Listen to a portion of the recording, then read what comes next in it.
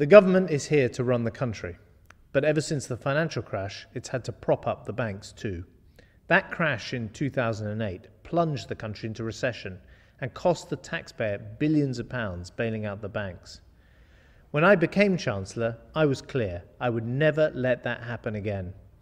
Hard-working British people would not be asked to bail out the banks because of the reckless behaviour of some bankers. Sound British businesses would not be denied a loan because of the risky mistakes made by the banks. So we've made some fundamental changes. We've introduced new rules to make sure that when things do go wrong in the banks, the taxpayers are not left to pick up the bill. And we're creating a new law so those taking the risks are accountable for their actions. New criminal sanctions for bankers that act irresponsibly.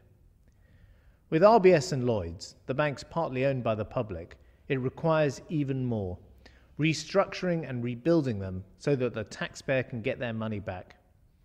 We've already started to sell off our shares in Lloyds at a small profit to the taxpayer, and we'll sell more in the months and years ahead. But with RBS, there's still more work to do. The bank cannot properly move on until it deals with the bad loans and the debts on its balance sheet. So today, RBS has set out plans to separate the good from the bad. The bad bits will be managed by a different team who will wind them down or sell them off.